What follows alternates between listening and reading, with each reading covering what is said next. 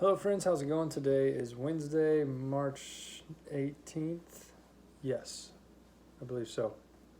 We're going to talk about what we got to do homeschooling wise to get through the end of this school year and some simple basic materials that we can acquire just to, solidify things and get us through the end of this year. And some of you may find, if you really are diligent about it, you may really enjoy this because it is challenging.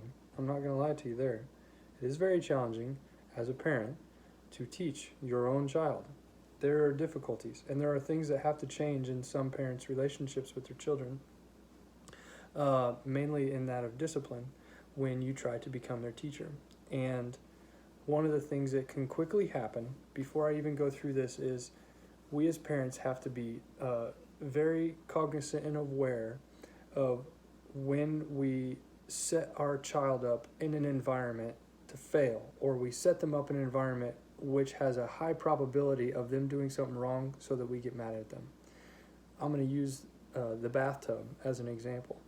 If you put a child in the bathtub and you leave it up to them to determine the water level and how long they're in there, chances are that child, just based on their own ability to want to play, is going to splash water and do things, and they're going to take too long, and they're going to fill it too much water, and they're going to make a mess. And then we come in as parents and we fly off the handle wondering, why did you do this? Well, this is the exact kind of same scenario. If we don't set ground rules and parameters and an environment that, this is where the water level stops, you're in here for this long, this is the order in which you do things. We set this up routine-wise so that they have a high probability for success. And the tough part about this is if you have multiple children, each of them kind of demand different things routine-wise. Boys cannot really sit and focus well as long as girls can, depending on the age. And we really have to be considerate of this. And it's not to say that you use it as an excuse not to push that and make that limit longer. It's just something we need to be aware of. If our child is having a hard time focusing, it may be time to get them outside, get the heart rate up, take some quick blows for exercise, maybe get down on the floor, do some rough and tumble wrestling. That is something for us as parents, like rough and tumble wrestling and playing is just a primal thing us as parents and young kids need to do. I remember wrestling around on the floor with my dad and my brother when I was young, and that was one of the things that, wires us men to be men and wires women to be women based on how we play together. Let's talk about materials, because we can talk about parameters and scheduling, and the schedule does not have to look like a common public school schedule, 55 minutes of every single set. No. This is the great part about this, is really you can cater to the things that your child is super good at, doesn't need much attention with, maybe really enjoys, and then maybe the things that challenge them. And here's a thought for the subjects that challenge our children. Number one, if your child is not naturally curious about the world, dig in and just spend some time with them figuring out what they're passionate about, and figure out a super creative way to connect what their passions are to those subjects that they are challenged by and have a hard time relating to. And see if you can figure out a way to relate their passion and speak about their passion through the lens of that subject. Really what we're doing is trying to use what they're passionate about as a vehicle, and using these different subjects as vehicles to teach the child discipline. So if they want to be good at whatever it is they're passionate about, figuring out how to be creative about, because there's some things in math we just don't need to know. And we'll talk more about that later on materials. So, quick and easy things, materials you can acquire to get through the end of the school year You know what? My mother bought these for us for Christmas, and man, these are just really nice filler worksheets for stuff in the car. This is a second grade book. It's got words and vocabulary and math and reading and spelling, and these are super cheap. And you know what? It's something, because something is better than nothing. I know teachers, and some teachers go roll on their eyes because it's not this subject. That look. Anything is better than nothing, okay? Now, this workbook, yes, it crosses over, and it sometimes if you're a parent, you can get, we need to do this one today, and we need to do this one, and then before you know it, you got a stack of worksheets, and then the kids, overwhelmed, and then they hate it. So just don't go overboard on the amount of 2, 3, 4, 5, but be consistent every single day. This many worksheets. Boom, if this is what you choose to do. For me, I do this sometimes, but I don't do it every day because there are other things that we use to supplement based on what point we're at in the year. A really cool book we have bought for our children is this book, and it goes up through 5th grade, and it's what your first grader needs to know. And then there's one for kindergarten and 2nd grade and 3rd grade and 4th grade. So what I do is I look through this and see what this book says they need to know. And then I just come up with, super creative, cool exercises that may not be exactly what's in this book, but still teaches the same concept, things we can do outside with the animals or in the backyard or anything like that. Now, what my wife is super talented at is if she feels like there's a subject that one of our children does not know well or is struggling with, she will get on Amazon and search 2nd grade social studies homeschool book. And she will get on and find the top 3 or 4 books on there and read the reviews of them and go through and pick out one that she thinks is going to be the best fit. And generally these books are, they're like $6, $8, $12. They're very inexpensive. And it may just give you some ideas that turn your child from somebody who hates history or hates math into somebody who's like, wow, this is really fascinating. I really enjoy this. We also were blessed with an old set of encyclopedias. And I turn the kids loose on these about once a week, and they flip through them and they go, Dad, what is this? As more of like an exploratory time to ask questions and to just, the number one thing we need to be able to foster and nurture is curiosity. I'm big about that. If your child is curious, they can learn anything from anybody almost. Curiosity is a big thing that kids are stifled with today. It's shut down by about the 5th or 6th grade. They don't want to learn anymore. And that's so, it kills me inside.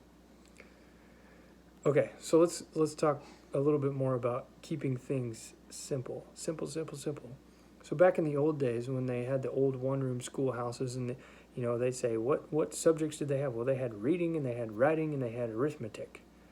3 R's. Reading, writing, and arithmetic. Except there's an A at the beginning. So, I want to show you this just because it's so cool. There's a big part of our text now that we use every day, and it was written in the late 1800s. In fact, one of them was written in 1821, and we really, really like them a lot, and my kids enjoy them, and we have a lot of fun with them. I'm going to show them to you real quick. So our neighbor came over and showed these to us, and we fell in love with them from the first time we saw them. These are called the McGuffey Eclectic Readers, and these have handwriting, vocabulary words, and these are what my children learn to read with because they are morally and scripturally based. They have stories and references in them, that have really just solid, sturdy, moral groundworks in them for how children are to think and view and see the world. The man that wrote these books was a very devout Christian, and this first book is very, very simple, and then by the end of the third one, you're reading some very heavy literature. You're going through poetry. You are exposed to the best of the best in the literature world. So I'm a big fan of these, and I don't really think they're that expensive. I believe there's 6 of these books in the set, and I am crazy in love with these things. So the McGuffey Eclectic Readers, I just love them. The other thing we started doing is, because we get our reading and our writing out of those, our arithmetic. So I'm not really a big fan, if you couldn't tell, of the whole Common Core thing, and I'm sure you're not either, of like, you gotta show all your work, you gotta show all the steps, and the kids just hate it. Well, let's go back to the old days. Let's go back to 1897. I'm going to whip a book out at you. This is what they used to do, called Mental Arithmetic. The Milne book. I paid $4 for this book on eBay. And my kids, they love it. What this book has is 6 different sections. So it has addition, subtraction, division, multiplication, percentages, what else is in here? Fractions, denominant numbers, percentages, and miscellaneous problems. So like this would have been what they would have went through up to the 8th grade in 1897. Let me read you some of these questions that an 8th grader should be able to figure out in their head without a pencil and paper. Just the good old mental calculator. Number 187. If I sell one of my 2 houses for $4,500 and the other for $1,860, I will gain 6% on the cost of both. But if I sell the dearer house at $4,000 and the other at cost, I will lose 5%. What was the cost of each house?